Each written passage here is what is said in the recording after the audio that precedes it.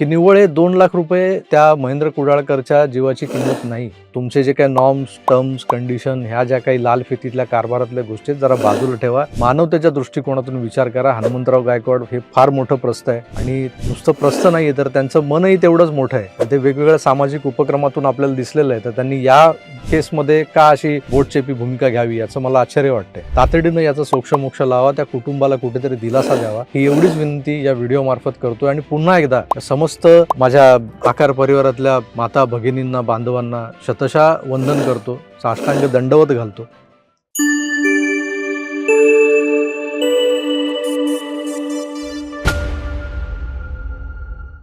या व्हिडिओला सुरुवात करण्याआधी मी माझ्या समस्त या आकार परिवाराचे म्हणजे आज जो काही 7,90,000च्या वर संख्या असलेला हा आकार परिवार जो आहे त्या परिवाराचे शतशः आभार मानण्यासाठी हा व्हिडिओ करतो हे सांगतो. नमस्कार चमत्कार तर होत राहतील, पण आभार मानताना शक्य झालं असं तर साष्टांग दंडवतच घातला असता इथे मी तुम्हाला. एक आवाहन केलं मी काल.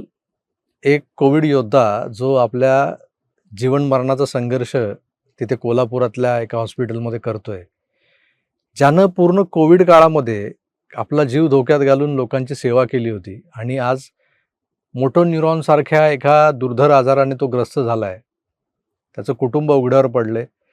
त्याचा औषधोपचार, त्याचं घर चालवण्यासाठी लागणारा खर्च, त्या सगळ्या खर्चाची जुळवणूक आणि अशात त्या महेंद्र कुडाळकर नावाच्या आपल्या कोविड योद्ध्याचे जे सासरे आहेत म्हणजे त्यांच्या बायकोचे पिताश्री, ते आज वयाच्या 70ीत आपल्या लेकीला, लेकीच्या 2 मुलांना आणि जावयाला जिवंत कसा ठेवायचा यासाठी संघर्ष करताना दिसत होते. ही बातमी जेव्हा मला कळली, काही गोष्टी मला कोल्हापुरातून सांगण्यात आल्या, त्यानंतर मी काल जो व्हिडिओ केला आणि एक आवाहन केलं लोकांना की आपल्यालाही मदत करायला हवी. आणि त्यानुसार जो काही ओघ त्यांच्या अकाउंटवरती मदतीचा ओघ जो चालवला आहे त्याबद्दल तुमचं कौतुक करणं किंवा तुमचे आभार मानणं यासाठी माझ्याकडे शब्दच नाही आहेत. त्याही पलीकडे जात आपण ज्या प्रशासनाकडे किंवा त्या संबंधित ठेकेदाराकडे जे बोट दाखवलं होतं किंवा त्यांच्या दुर्लक्षामुळे किंवा त्यांनी अचानकपणे या सगळ्या जबाबदारी आणि या सगळ्या गोष्टींची जी काही त्यांची लायबिलिटी आहे ती टाळून ते कुठेतरी पळ काढतायत का, ही एक भूमिका यातून मांडली गेली होती. पण मला सांगायचं की ज्या पद्धतीनं आकार परिवारानं मदत केली आहे, सर्वसामान्य महाराष्ट्रीयन बांधवांनी मदत केली आहे आणि हा ओघ यापुढे सातत्याने सुरूच राहील. त्यांचा QR कोड, त्यांचा UPI नंबर वगैरे सगळा मी जेव्हा कमेंट्समध्ये पिन्ड कमेंटमध्ये टाकला, अनेकांनी त्यावर मदत केली आणि मदत केल्यानंतर मला स्पेसिफिकली मेसेज करून सांगितलं, दादा डन. आता हे जे डन जे येतं ना ते कुठेतरी असं काळजाला भिडतं. कोण आहोत आपण आणि काय आपला संबंध आहे आणि कसला ऋणानुबंध आहे की मी एक हाक देतो आणि तुम्ही लोक धावून येता. त्या असाध्य रोगाशी झुंजणारा आपला एक भाऊ तिकडे औषधोपचारासाठी मोताज झाला होता. कसं करायचं, काय करायचं हे सुचत नव्हतं त्याच्या घरच्यांना. त्या माणसाचा सासरा बिचारा कॅमेरासमोर येऊन ढसढसा रडताना दिसला. म्हणून माणुसकीच्या दृष्टीने जे काही करायचं होतं माझ्या हातात हेच होतं की मी ही गोष्ट तुमच्यासमोर प्रखरतेनं मांडणं गरजेचं होतं. ती मांडली मी. आता यामध्ये नेहमीप्रमाणे मला जे दोषी वाटले त्यांना मी दोष दिलाही, परंतु एक गोष्ट लक्षात घ्यायला हवी की ज्या BVG कंपनीबद्दल मी विशेष उल्लेख केला होता की त्यांच्या ह्या 108 ॲम्ब्युलन्स चालतात आपल्या महाराष्ट्रावर, त्या कंपनीनंही त्यांच्याकडून केल्या जाणाऱ्या मदतीचा एक भाग म्हणून 2 लाख रुपये या महेंद्र कुडाळकर यांच्या खात्यात जमा केलेले आहेत. 21 तारखेला 21 मेला ते खात्यात त्यांच्या जमा झालेले आहेत.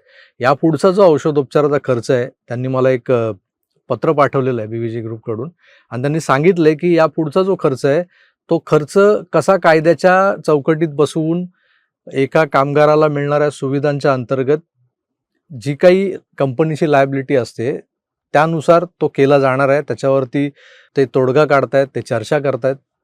ज्या पद्धतीनं सुरुवातीला त्यांनी 2 लाख रुपये दिलेले आहेत ते मात्र कोणीच आपल्यापर्यंत ही गोष्ट येऊ दिली नाही की कंपनीनं सुरुवातीला 2 लाख रुपये तरी दिले होते, पण आता पुढे चर्चा सुरू आहेत.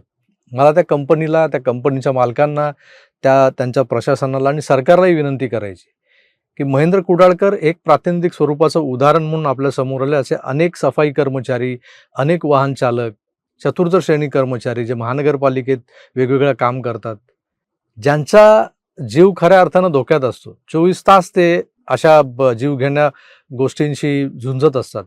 सफाई कर्मचारी जिथे ज्या ठिकाणी आपण जाताना नाकाला रुमाल लावतो त्या ठिकाणी उतरून मॅनहोल्समध्ये उतरून कामं करत असतात, जीवावर उदार होऊन सगळं करत असतात.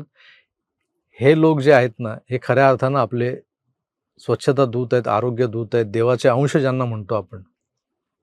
त्यांना कचरावाला म्हटलं जातं, त्यांना अजून काय काय म्हटलं जातं. तर तसं नाही, कचरा करणारे आपण आहोत. खरे कचरा तर आपण आहोत. ते स्वच्छता करतात तुम्ही केलेल्या कचऱ्याची. याची जाण ठेवून आपण कुठेतरी या सगळ्या गोष्टींकडे पाहायला हवं. आणि असं कोणीतरी सांगितल्यानंतर, कोणीतरी असं एखादा व्हिडिओ केल्यानंतर, कोणीतरी बोलल्यानंतर आपल्यातली मानवता जागी होते, जागृत होते आणि मग आपला हात नकळतपणे खिशाकडे वळतो आणि आपण जे करायचं ते करून मोकळं होतो. हे तुम्ही कालपासून दाखवून दिलेलं आहे. या सगळ्या मधल्या काळामध्ये एक प्रकारे BVG ग्रुप या ग्रुपबद्दल लोकांच्या मनात एक आकस निर्माण व्हावा अशी परिस्थिती निर्माण झाली होती. म्हणजे लोकांना वाटत होतं की या कंपनीने काहीच मदत केली नाही, पण कंपनीने मदत केलेली आहे. 2 लाख रुपये त्यांच्या खात्यामध्ये त्यांनी जमा केलेले आहेत. त्याबद्दल त्यांचेही आपण आभार मानले पाहिजेत आणि त्यांना विनंती केली पाहिजे की निव्वळ हे 2 लाख रुपये त्या महेंद्र कुडाळकरच्या जीवाची किंमत नाही. तुमचे जे काही नॉर्म्स, टर्म्स, कंडिशन ह्या ज्या काही लाल फितीतल्या कारभारातल्या गोष्टी जरा बाजूला ठेवा. मानवतेच्या दृष्टिकोनातून विचार करा. हनुमंतराव गायकवाड हे फार मोठं प्रस्थ आहे आणि नुसतं प्रस्थ नाही आहे, तर त्यांचं मनही तेवढंच मोठं आहे आणि ते वेगवेगळ्या सामाजिक उपक्रमातून आपल्याला दिसलेलं आहे. तर त्यांनी या केसमध्ये का अशी बोटचेपी भूमिका घ्यावी याचं मला आश्चर्य वाटतंय.